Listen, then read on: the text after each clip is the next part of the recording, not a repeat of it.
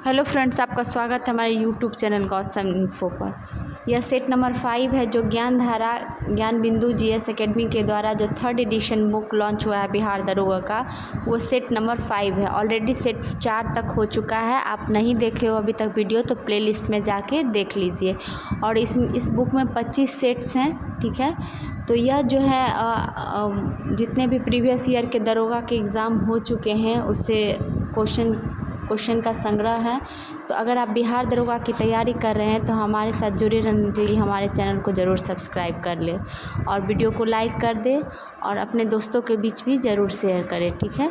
तो चलिए देखते हैं ये बिहार दरोगा 1275 पोस्ट के लिए जो 25 फरवरी 2024 को एग्ज़ाम हुआ था उसके मेंस के पेपर हैं, ठीक है। तो चलिए एक एक क्वेश्चंस को देखते हैं विथ एक्सप्लेनेशन। पहला है अमनगढ़ बाग रिजर्व किस राज्य में स्थित है। तो बात करें अमनगढ़ बाग रिजर्व की तो यह उत्तर प्रदेश में है। इसका राइट आंसर क्या हो जाएगा, आपको उत्तर प्रदेश हो जाएगा। तो ऑप्शन नंबर ए राइट है, उत्तर प्रदेश। जो बिहार एसएससी की तैयारी कर रहे हैं उनके लिए रात में 10 बजे डेली आप लाइव सेशन होगा, तो आप लाइव सेशन में ज़रूर जुड़े। तो बात करें अमनगढ़ बाग रिजर्व की तो उत्तर प्रदेश में है और यह उत्तर प्रदेश के बिजनौर ज़िले में स्थित है, ठीक है। कहाँ है, बिजनौर ज़िले में, ठीक है। प्रोजेक्ट टाइगर जो इंदिरा गांधी सरकार द्वारा 1973 में उत्तराखंड के जिम कॉर्बेट नेशनल पार्क से लॉन्च किया गया था। वर्तमान में कुल कितने बाघ रिजर्व हैं, तो 55 हैं। और देखिए ये कुछ बाघ रिजर्व है जो कि इम्पॉर्टेंट है एग्ज़ाम के दृष्टि से, जैसे कहता है कामलांग अरुणाचल प्रदेश में है, श्री बिल्ली पुथुर मेघामलाई तमिलनाडु में है, रामगढ़ विषधारी राजस्थान में है, रानीपुर उत्तर प्रदेश में है, वीरांगना दुर्गावती मध्य प्रदेश में है और धौलपुर करौली पूछ रहा है। तो धौलपुर करौली जो है आपको राजस्थान में है, ठीक है। बिहार में मात्र एकमात्र टाइगर रिजर्व है जिसका नाम वाल्मीकि टाइगर रिजर्व है जो पश्चिमी चंपारण ज़िले में स्थित है। चलिए बढ़ते हैं अगले प्रश्न की तरफ। चरक किस वंश से संबंधित थे, ठीक है। चरक की बात कर रहा है तो चरक जो है आपको कुषाण वंश से संबंधित थे। ऑप्शन नंबर डी राइट हो जाएगा आपको, कुषाण वंश, ठीक है। चरक कुषाण वंश के महानतम शासक कनिष्क के दरबार में चिकित्सक के रूप में थे, डॉक्टर थे। कनिष्क के दरबार में पार्श, अशुघोष, वसुमित्र, नागार्जुन जैसे विद्वान भी थे। कनिष्क ने पाटलिपुत्र पर आक्रमण कर अशुघोष को प्राप्त किया था। कनिष्क को द्वितीय अशोक भी कहा जाता है। कनिष्क ने 78 ईस्वी में अपना राज्यारोहण किया था तथा इसके उपलक्ष्य में क्या चलाया था, शक संवत चलाया था। शक संवत को भारत सरकार द्वारा प्रयोग में लाया जाता है। उल्लेखनीय है कि भारत में कुषाण वंश की स्थापना कुजुल कडफिशस ने की थी। बिम कडफिशस को भारत में कुषाण शक्ति का वास्तविक संस्थापक माना जाता है। अगर पूछे कुषाण वंश का संस्थापक कौन है तो कुजुल कडफिशस है, लेकिन वास्तविक संस्थापक की बात करो तो बिम कडफिशस है। और सबसे प्रतापी राजा कौन हुआ, तो कनिष्क हुआ। अगला क्वेश्चन है अयोध्या दीपोत्सव 2023 में कितने लाख दिए जलाकर विश्व रिकॉर्ड बनाया गया था। तो ये 22 लाख प्लस दिए जलाए गए थे, ठीक है। उसमें 22.23 लाख दिए जलाए गए थे। इतनी बड़ी संख्या में दिए जलाने को लेकर अयोध्या ने गिनीज वर्ल्ड रिकॉर्ड कायम किया। इसको लेकर उत्तर प्रदेश के मुख्यमंत्री योगी आदित्यनाथ को सर्टिफिकेट भी सौंपा गया है। प्रश्न है बिहार मानवाधिकार आयोग कब गठित हुआ। तो यह हो जाएगा आपको 2000 ईस्वी में, ठीक है। बिहार मानवाधिकार आयोग की स्थापना 3 जनवरी 2000 को की गई। इसका पुनर्गठन 25 जून 2008 को किया गया और करा इस आयोग का कार्य राज्य में मानवाधिकार का संरक्षण करना है। बिहार मानवाधिकार आयोग के वर्तमान अध्यक्ष जो है पटना के हाई कोर्ट के सेवानिवृत्त न्यायाधीश अनंता मनोहर बदर है। ये इम्पॉर्टेंट है, अनंता मनोहर बदर हैं, ठीक है। और राष्ट्रीय मानवाधिकार की बात करें तो यह 12 अक्टूबर 1993 को हुई थी और बिहार वाला 2000 को हुई थी। अगला क्वेश्चन है बी आर अम्बेडकर ने डिप्रेस्ड क्लास एसोसिएशन की स्थापना कब किया।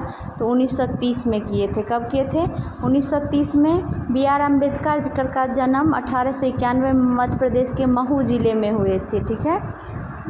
करा इन्होंने मराठी भाषा में 1920 में मूक नायक तथा 1927 में बहिष्कृत भारत नामक पत्रिका का प्रकाशन शुरू किया। अंबेडकर जो है 1924 में बहिष्कृत हितकर्णी सभा का निर्माण किया था। 1927 में समाज समता संघ की स्थापना की। 1936 में इंडिपेंडेंट लेबर पार्टी का गठन किया और 1942 में all India scheduled caste federation की स्थापना की। B.R. अम्बेडकर को लंदन में तीनों गोलमेज सम्मेलन में भाग लिए थे, ठीक है, अछूतों के प्रतिनिधि के रूप में बुलाया गया था। अम्बेडकर को संविधान सभा में प्रारूप समिति के अध्यक्ष बनाया गया था। तो ये सब थे अम्बेडकर से रिलेटेड फैक्ट्स। अगला है उपराष्ट्रपति को पद से कैसे हटाया जाता है। तो राइट आंसर हो जाएगा राज्यसभा के संकल्प के द्वारा, ठीक है।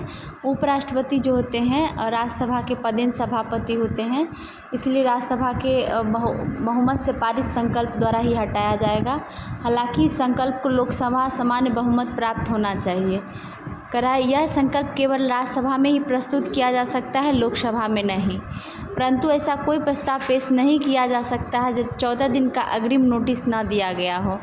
उपराष्ट्रपति को पहले 14 दिन का पूर्व नोटिस देना है, ठीक है। उपराष्ट्रपति को हटाने के लिए संविधान में कोई आधार नहीं दिया गया है।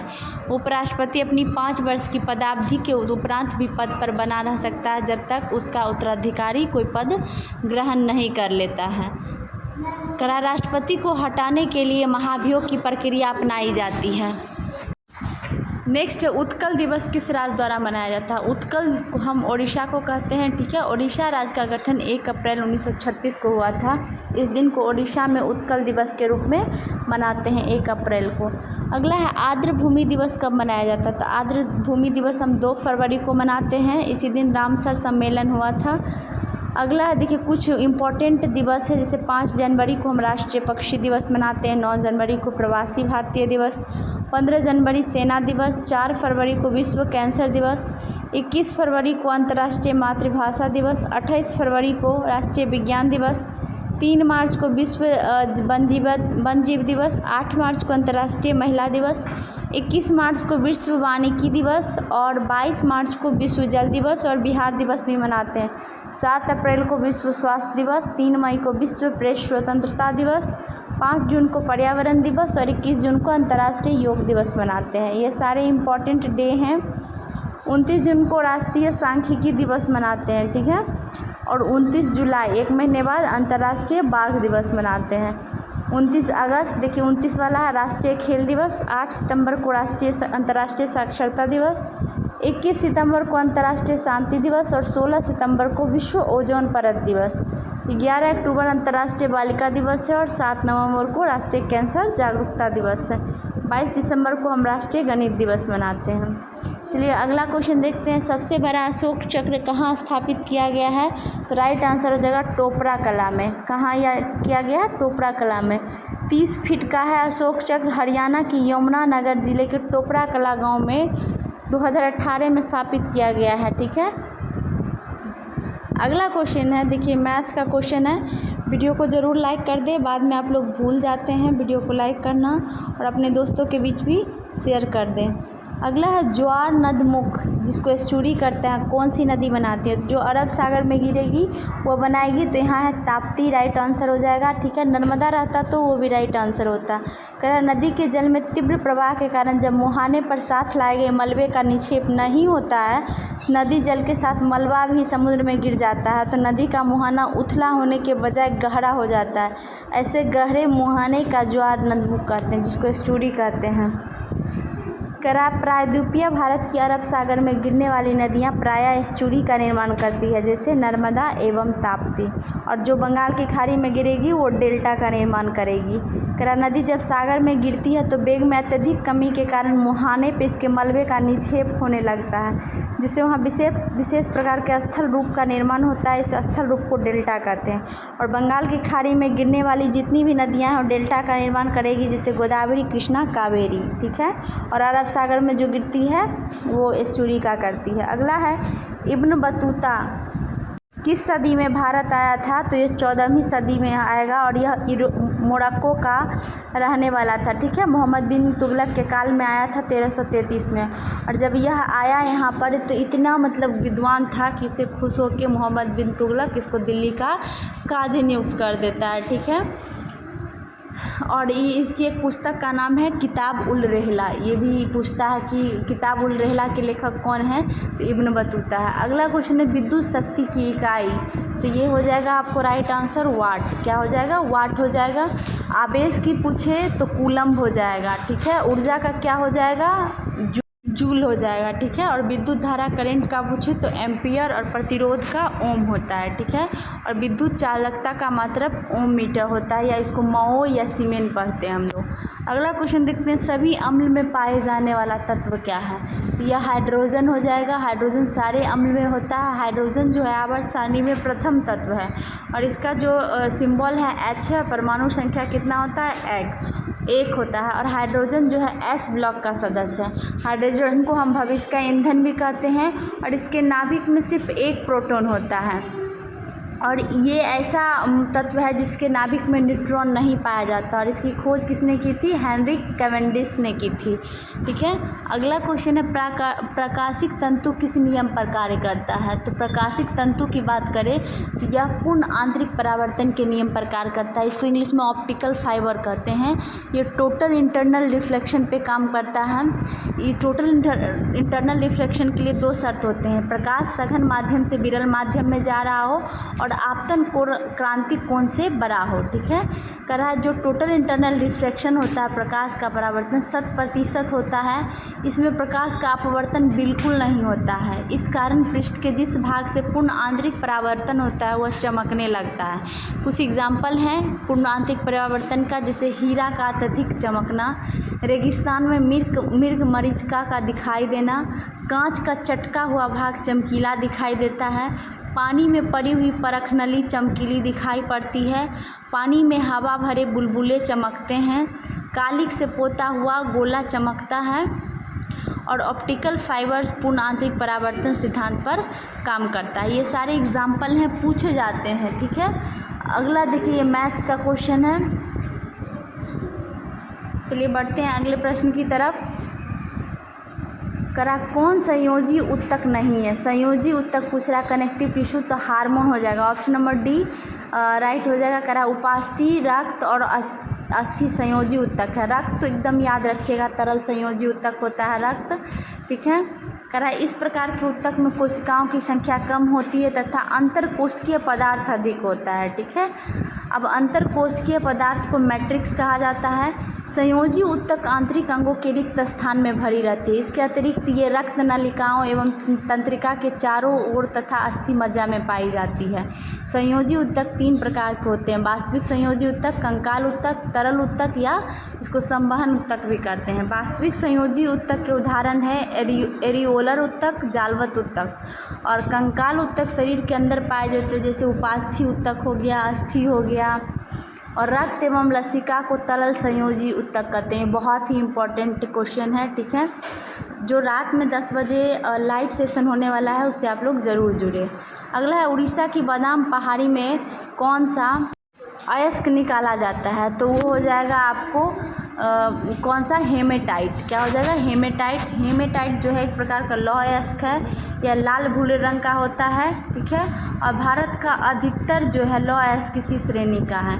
और कुछ यहाँ पर दिया गया है आपको खान, जैसे सिंहभूम झारखंड में, मयूरभंज, क्योंझर, सुंदरगढ़ उड़ीसा में, कर्नाटक, गोवा आदि में हेमेटाइट पाया जाता है। ठीक है, करा यहाँ भारत में 4 प्रकार के लौह अयस्क पाए जाते हैं। कितने प्रकार के? 4 प्रकार के लौह अयस्क पाए जाते हैं, मैग्नेटाइट, हेमेटाइट, लिमोनाइट और सीडेराइट। ठीक है, 4 प्रकार के लौह अयस्क पाए जाते हैं। और मैग्नेटाइट जो होता है सर्वोत्तम प्रकार का लौह अयस्क होता है, जिसमें धातु की मात्रा 72% तक होती है। तो यह मुख्यतः दक्षिण पूर्वी जैसे सिंहभू, बराजामदा, बेल्लारी हॉस्पेट, बेलाडीला आदि जगहों पे पाया जाता है। और लिमोनाइट जो है आपको इसमें 40 से 60% तक धातु होता है, जो कि पश्चिम बंगाल के रानीगंज क्षेत्र में पाया जाता है। सीडेराइट की बात करें तो इसमें 48% तक धातु होता है, इसका रंग भूरा होता है। लिमोनाइट तथा सीडेराइट निम्न कोटि का लौह अयस्क होता है। अगला क्वेश्चन है, शुंग वंश के बाद किस वंश ने शासन किया? शुंग के बाद करा तो कण्व वंश हो जाएगा। कौन हो जाएगा? कण्व वंश राइट आंसर हो जाएगा। शुंग वंश के अंतिम सम्राट देवभूति की हत्या जो थे वासुदेव ने कर दी थी, ठीक है। और कण्व वंश की स्थापना की वासुदेव ब्राह्मण वंश का था। वैदिक धर्म और संस्कृति संरक्षण जो परंपरा शुंगों ने प्रारंभ की थी वही उस कण्व वंश ने जारी रखा। कण्व वंश के केवल 4 शासक हुए, वासुदेव, भूमिमित्र, नारायण और सुशर्मन। और अंतिम शासक जो सुशर्मन थी उसकी हत्या जो थी सिमुक ने कर दी और एक नई ब्राह्मण वंश जिसको आंध्र सातवाहन की नींव डाल दी, ठीक है। वो भी ब्राह्मण वंश था। तो पुष्यमित्र शुंग ने 185 ईस्वी में मौर्य शासक बृहदत्त की हत्या करके शुंग वंश की स्थापना की। पुष्यमित्र कट्टर ब्राह्मणवादी था, ठीक है। अगला क्वेश्चन है, DRDO द्वारा विकसित अस्त्र कौन सा अस्त्र कैसी मिसाइल है? तो अस्त्र जो है DRDO वायु से वायु में मार करने वाली मिसाइल है, ठीक है। इस मिसाइल को अत्यधिक चालक मैन्यूवेयर सुपरसोनिक विमानों का निशाना लगाने और मार गिराने के लिए बनाया गया है। और DRDO की गठन की बात करें तो 1958 में हुआ है और इसके अभी वर्तमान के अध्यक्ष समीर V कामत हैं। अगला क्वेश्चन है, 1916 में कांग्रेस अधिवेशन कहाँ आयोजित हुआ था? लखनऊ में हुआ था। इसी में गांधी जी भाग लेने पहली बार आए थे, तो ऑप्शन नंबर बी सही हो जाएगा। और इसकी अध्यक्ष कौन थे? अंबिका चरण मजूमदार थे, ठीक है। इसमें 2 घटनाओं को महत्वपूर्ण माना गया है। उग्रवादियों को 9 वर्ष उपरांत कांग्रेस में पुनः वापसी हुआ, जिन्हें 1907 के सूरत अधिवेशन में क्या किया गया था? अलग कर दिया गया था। और कांग्रेस और मुस्लिम लीग के बीच ऐतिहासिक लखनऊ समझौता हुआ था।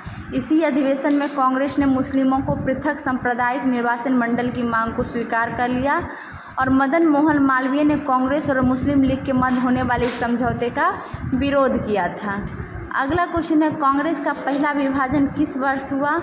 तो कांग्रेस का पहला विभाजन जो हुआ था 1907 में हुआ था, जिसको हम सूरत फूट के नाम से जानते हैं, ठीक है। इसमें उदारवादी और उग्रवादी 2 अलग अलग गुट बन गए थे, नरम दल और गरम दल।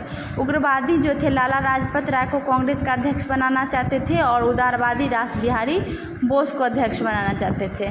तो इस अधिवेशन की अध्यक्षता उदारवादी नेता रास बिहारी घोष ने ही की थी, ठीक है। सूरत विभाजन का दूसरा कारण बंगाल विभाजन के विरोध में प्रारंभ किए गए स्वदेशी आंदोलन के द्वारा उत्पन्न परिस्थितियों की वजह से कांग्रेस के भीतर उपजा नरम दल और गरम दल के मध्य विवाद था। करा वस्तुतः उदारवादी स्वदेशी और बहिष्कार आंदोलन का प्रसार केवल बंगाल तक सीमित रखना चाहते थे, जबकि उग्रवादी इस आंदोलन को व्यापक तौर पर भारत के अन्य हिस्सों में फैलाना चाहते थे। साथ ही उग्रवादी केवल विदेशी माल के बहिष्कार से संतुष्ट नहीं थे, बल्कि यह भी चाहते थे कि ब्रिटिश सरकार को किसी तरह का सहयोग न दिया जाए। और तीसरा कारण था भारत में 1905 में आए प्रिंस ऑफ वेल्स के स्वागत समारोह को लेकर था।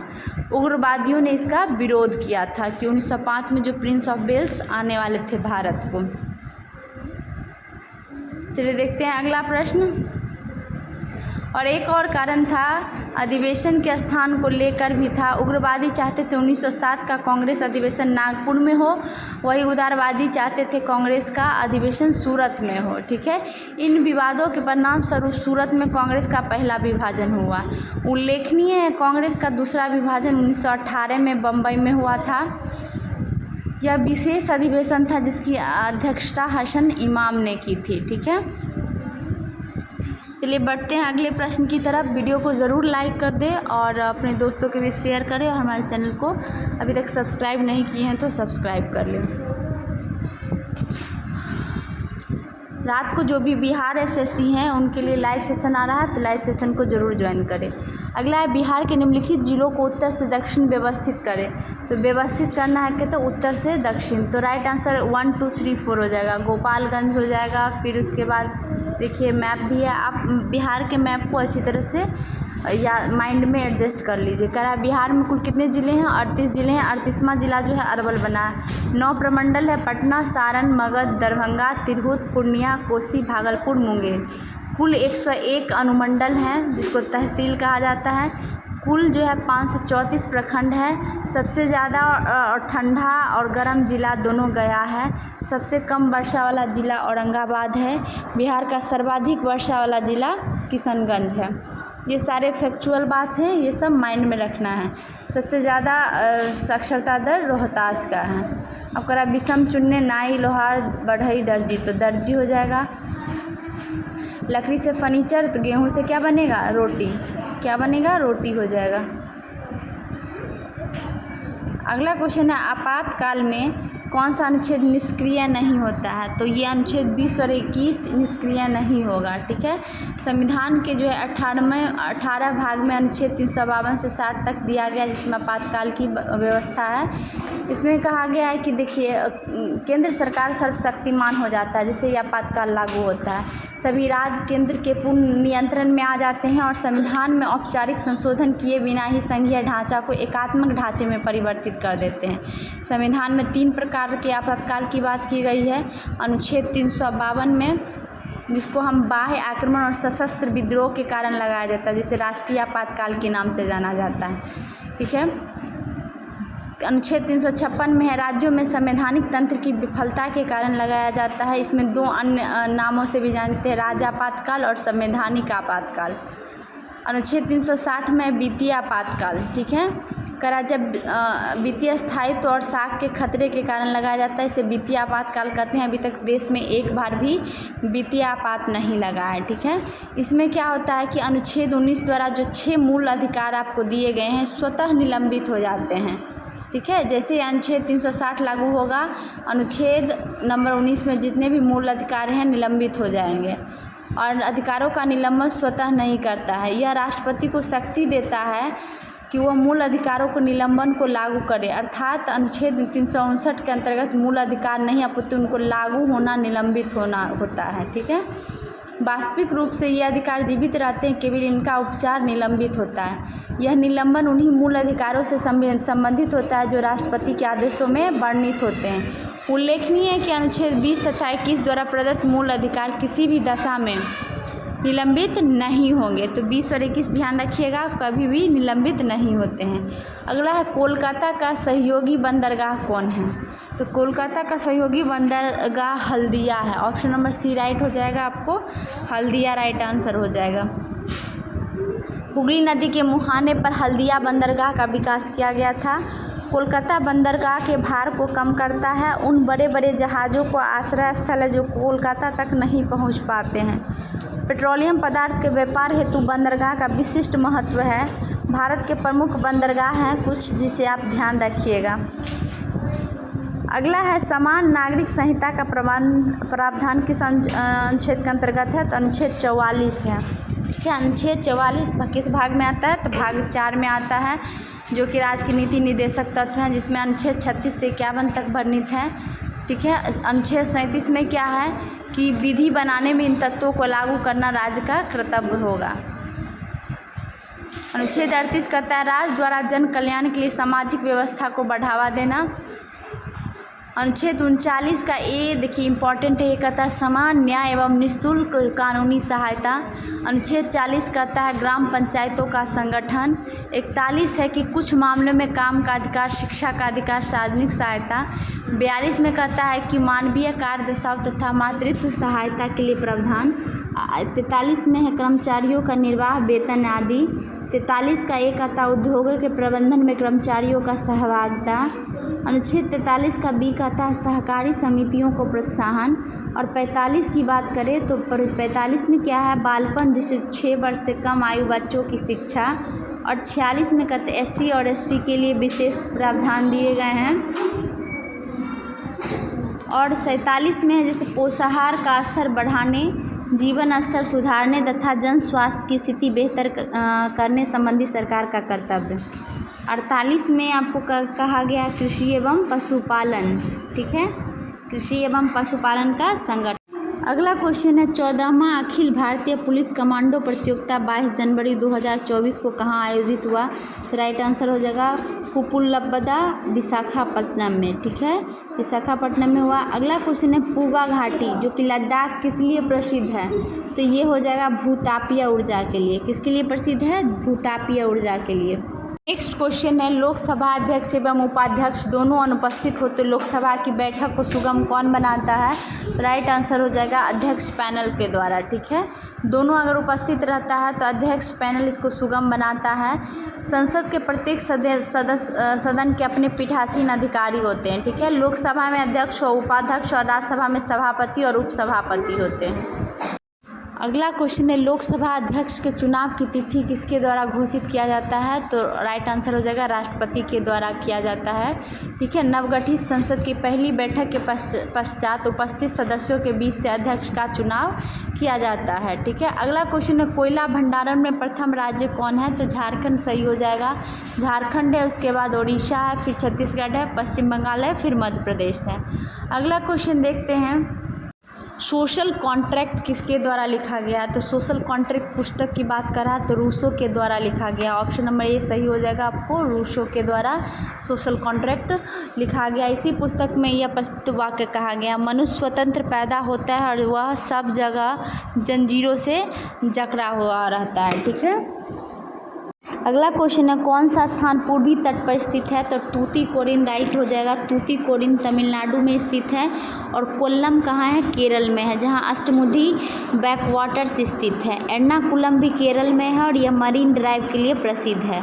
कोचीन केरल में है और इसे अरब सागर की रानी कहा जाता है। अगला क्वेश्चन है 92वें संविधान संशोधन 2003 द्वारा 8वीं अनुसूची में कौन सी भाषा जोड़ी गई। तो 4 भाषाओं जोड़ी गई थी, बोडो, डोगरी, मैथिली, संथाली। तो राइट आंसर यहाँ से क्या हो जाएगा? Option number D Santhali. ठीक है, टोटल कितने भाषा जोड़ी गई? 4 भाषा। 8वीं अनुसूची में कुल भाषाओं की संख्या कितनी है? 22 है। अगला है योजना आयोग किस वर्ष स्थापित हुआ। योजना आयोग की बात करें तो योजना आयोग हुआ था 1950 में स्थापित। ठीक है, 15 मार्च 1950 को। और इसके अध्यक्ष जो होते हैं वो भारत के प्रधानमंत्री हुआ करते थे। ठीक है, लेकिन यह 5 वर्षीय योजना का निर्माण करती थी। 1 जनवरी 2015 को योजना आयोग के स्थान पर क्या लाया गया? नीति आयोग लाया गया। नीति आयोग सहकारी संघवाद के विचार के साथ कार्य करता है और नीति आयोग को क्या कहा जाता है? थिंक टैंक संस्था कहते हैं। नीति आयोग के अध्यक्ष कौन होते हैं? प्रधानमंत्री होते हैं। कौन होते हैं? प्रधानमंत्री होते हैं। सही सुमेलन करना है। भारत का संघ क्या होगा? प्रधानमंत्री, राज्यपाल, नगर निगम को महापौर कहा जाता है। ठीक है, और ग्राम पंचायत के मुख्य को सरपंच कहा जाता है। प्रधानमंत्री जो है भारत सरकार का वास्तविक प्रधान होता है, अर्थात प्रधानमंत्री सरकार का प्रमुख होता है, ये ध्यान रखिएगा। करा जीआई टैग किस संस्था द्वारा प्रदान किया जाता है। तो WTO के द्वारा जीआई टैग दिया जाता है। एक ऐसा नाम है या चिन्ह होता है जिसका उपयोग उन विशेष उत्पादों पर किया जाता है जो किसी विशिष्ट भौगोलिक स्थान या मूल से संबंधित होते हैं। जो जीआई टैग होते हैं उसको वैश्विक स्तर पर पहचान दिलाता है तथा उत्पाद को दूसरों द्वारा नकल या अनुकरण करने से भी बचाता है। और जो जीआई टैग होते हैं कितने वर्षों के लिए वैध होते हैं? 10 वर्षों के लिए वैध होते हैं। बक्सर के युद्ध के समय दिल्ली का शासक कौन है पूछ रहा है। तो बक्सर का युद्ध जो है हुआ था 1764 में हुआ था। उस समय जो है दिल्ली का शासक कौन था। तो दिल्ली का शासक कौन थे? मुगल सम्राट जो थे शाह आलम द्वितीय थे। राइट आंसर हो जाएगा। और इसका डेट याद रखिएगा 22 अक्टूबर 1764 को हुआ था। है अध्यक्षात्मक सरकार की विशेषता क्या है। तो ये हो जाएगा बी और सी, स्वतंत्र कार्यपालिका और शक्ति का विभाजन। ठीक है, स्वतंत्र कार्यपालिका और शक्ति का विभाजन हो जाएगा। और ये अमेरिका में अध्यक्षीय प्रणाली लागू है वहीं, और ये जो है ब्रिटेन से अपनाया गया था। नेक्स्ट क्वेश्चन है बोस आइंस्टीन कंडेंसेट में होती है। तो इसमें हो जाएगी बहुत कम गतिज ऊर्जा। ऑप्शन नंबर ए राइट हो जाएगा, बहुत कम गतिज ऊर्जा। जो बोस आइंस्टीन कंडेंसेट को पदार्थ की 5वीं अवस्था कहा जाता है और पदार्थ की अन्य 4 अवस्थाएं ठोस, द्रव, गैस तथा प्लाज्मा। ये 5वीं अवस्था है बोस आइंस्टीन कंडेंसेट। अगला क्वेश्चन है मुंगेर जिला किस जिले का स्थलीय सीमा नहीं लगता है? तो मुंगेर जिला में मधेपुरा का स्थलीय सीमा नहीं लगता। मुंगेर जो साझा करता है बांका, जमुई, लखीसराय, बेगूसराय, खगड़िया तथा भागलपुर से। अगला क्वेश्चन है पूर्वी पश्चिमी गलियारा सिलचर को किससे जोड़ता है? तो पूर्वी पश्चिमी गलियारा जो है सिलचर को जोड़ेगा आपको पोरबंदर से। किससे जोड़ेगा? पोरबंदर से करेगा। उत्तर दक्षिण गलियारा की बात करें तो श्रीनगर को कन्याकुमारी से जोड़ा जाता है। नेक्स्ट है हाल ही में मरणोपरांत भारत रत्न सम्मान किसे दिया गया है? तो यह कर्पूरी ठाकुर को दिया गया है।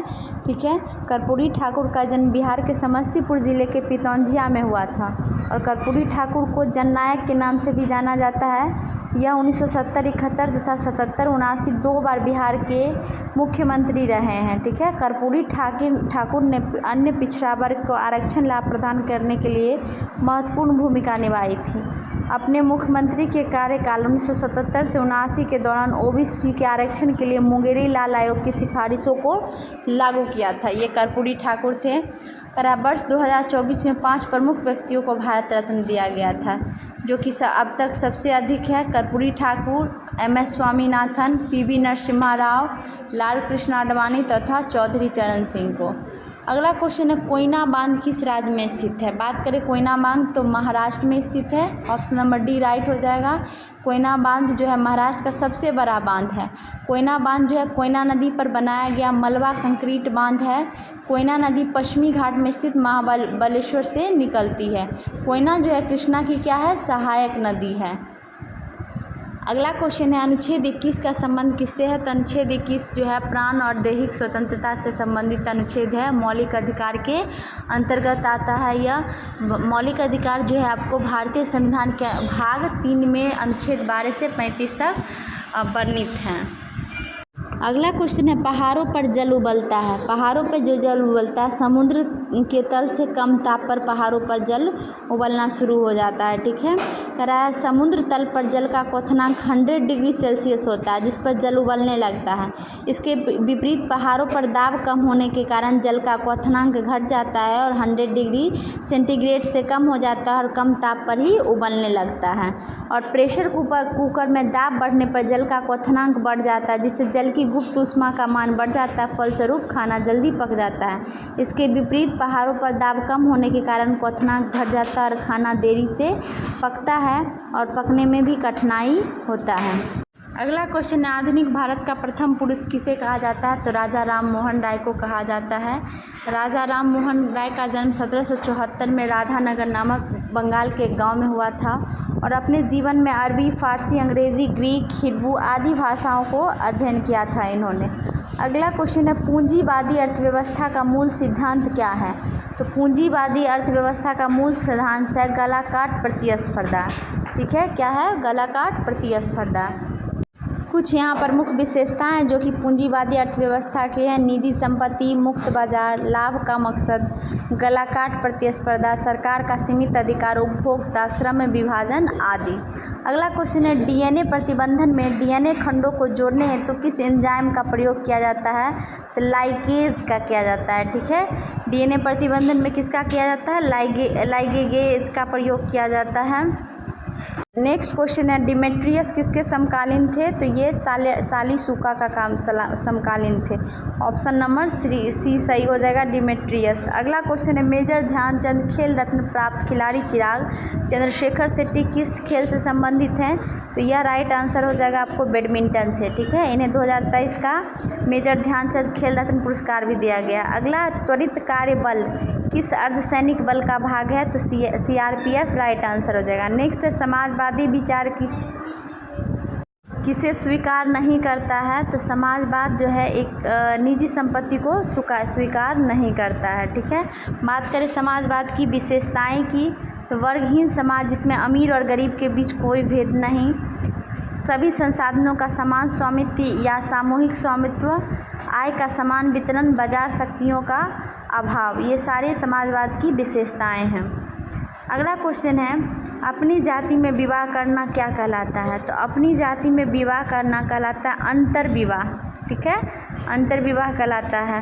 और इसमें क्या होता है, विशिष्ट वर्ग के व्यक्तियों को उसी वर्ग के अंदर रहने वाले व्यक्तियों में से ही वर वधू को चुनना पड़ता है। उस वर्ग से बाहर किसी व्यक्ति के साथ विवाह नहीं कर सकता। अंतर्विवाह के 2 नियम हैं, जातीय अंतर्विवाह और उपजातीय अंतर्विवाह। ठीक है, अगला है विषम चुनना है, तो राइट आंसर हो जाएगा सिर और पेट। अगला क्वेश्चन है भारत का इलेक्ट्रॉनिक राजधानी के रूप में प्रसिद्ध कौन है, तो इलेक्ट्रॉनिक राजधानी के रूप में हम लोग बेंगलुरु को जानते हैं। ठीक है, अंतरिक्ष का शहर किसे कहा जाता है, बेंगलुरु को। बुनकरों का शहर पानीपत, रैलियों का नगर नई दिल्ली, महलों का शहर कोलकाता, त्योहारों की नगरी मदुरई को कहा जाता है। अगला क्वेश्चन है मुगल काल में पूरे राज्य का वित्त व्यवस्था कौन अधिकारी देखता था, तो ऑप्शन नंबर ए राइट हो जाएगा दीवान। ठीक है, गांधी जी के पिता भी एक दीवान थे। दीवान शब्द फारसी मूल का शब्द है और इसकी स्थापना जो है अकबर के शासनकाल के 8वें वर्ष किया गया था। ये जो है वित्त एवं राजस्व का सर्वोच्च अधिकारी हुआ करता था। अगला है देखिए, एक केमिकल रिएक्शन दिया गया है और कह रहा है कि जो है ऊष्माक्षेपी है, तो क्या हो जाएगा, तो ऑप्शन नंबर डी सही हो जाएगा, उच्च दाब उत्प्रेरक और निम्न ताप। अगला प्रश्न है कौन सा कथन असत्य है, 2 या 2 से अधिक तत्वों का रासायनिक संयोजन से यौगिक बनता है, गलत है। और असत्य कह रहा है तो ऑप्शन नंबर सी हो जाएगा। ठीक है, अगला है सैडल पीक किस द्वीप पर अवस्थित है, तो यह आपको उत्तरी अंडमान में है। कहाँ है, उत्तरी अंडमान में है और इसकी ऊंचाई 732 मीटर है। अंडमान निकोबार द्वीप समूह का उच्चतम बिंदु है। ठीक है, और अगला क्वेश्चन है लैगर हैंस द्वीप की संघ का भाग है, तो ये अग्नाशय का है। 3 तरह का होता है, अल्फा बीटा और गामा। ठीक है, ये क्वेश्चन बहुत ही इम्पोर्टेंट है। लैगर हैंस किस द्वीप जो है, आप सोचिएगा द्वीप क्यों करा, तो यह अग्नाशय है, ये एक अंग का भाग है। ठीक है, चलिए बढ़ते हैं अगले प्रश्न की तरफ। क्वेश्चन नंबर 17 देखिए, थल सेना स्थल से, तो नौसेना जल से हो जाएगा। अगला है मिथाइल ऑरेंज के संदर्भ में सत्य है। मिथाइल ऑरेंज के संदर्भ में यही सत्य है कि अम्ल में लाल और क्षारक में पीला हो जाता है मिथाइल ऑरेंज। अगला क्वेश्चन है लोकसभा में विपक्षी नेता का दर्जा प्राप्त करने हेतु कितनी सीटें आवश्यक हैं, तो लोकसभा का 10वां हिस्सा जो है उसे आना चाहिए। ठीक है, लोकसभा में वर्तमान में 543 सीट हैं। अगला है अंतर्राष्ट्रीय न्यायालय में कुल कितने न्यायाधीश होते हैं, तो 15 होते हैं। और इसका अंतर्राष्ट्रीय न्यायालय का कहाँ पर है मुख्यालय, तो द हेग, जो कि आपको नीदरलैंड में है, वहाँ पर है। और इसका कार्यकाल 9 वर्षों के लिए होते हैं और टोटल 15 न्यायाधीश होते हैं। ठीक है, अंतर्राष्ट्रीय न्यायालय विश्व न्यायालय भी कहा जाता है इसको। और इसकी जो संयुक्त राष्ट्र चार्टर द्वारा अप्रैल 1946 में काम करना शुरू किया था, 45 में गठन हुआ था। अगला न्यायालय किस मामले में हस्तक्षेप नहीं कर सकता है, 1 और 2 दोनों सही हो जाएगा, चुनावी क्षेत्र का परिसीमन और पंचायतों में सीटों का आवंटन। चलिए अगला प्रश्न देखते हैं। 1946 के शाही नौसेना विद्रोह का नेतृत्व किसने किया था, तो यह हो जाएगा MS खान ने किया था। किसने किया था, MS खान ने किया था। तो यह हम लोग 75 क्वेश्चन का सेट किए। आई होप आपको वीडियो पसंद आया हो, आपके लिए बेनिफिशियल हो। वीडियो को ज़रूर लाइक कर दें, अपने दोस्तों के बीच शेयर करें। और अभी तक हमारे चैनल को सब्सक्राइब नहीं किए हो तो बिहार दरोगा, बिहार SSC और 70th BPSC की तैयारी करने के लिए हमारे चैनल से जुड़े रहने के लिए हमारे चैनल को ज़रूर सब्सक्राइब कर ले। और हाँ, कमेंट ज़रूर करें कि आपको ये सेशन कैसा लगा। यह आपका कमेंट हमारे लिए बहुत ही इम्पोर्टेंट होता है, तो थैंक यू सो मच। और जो बिहार SSC की कैंडिडेट हैं उनके लिए रात में 10 बजे के बाद लाइव सेशन आ रहा है, तो आप हमारे लाइव सेशन से ज़रूर जुड़े। जो एकदम सेलेक्टिव क्वेश्चंस का सेट वहाँ पर लाया गया है, जो कि एकदम आपके लिए एकदम क्या गोल्डन अपॉर्चुनिटी है 12th लेवल पर जॉब पाने का। तो ठीक है, आज के लिए इतना ही।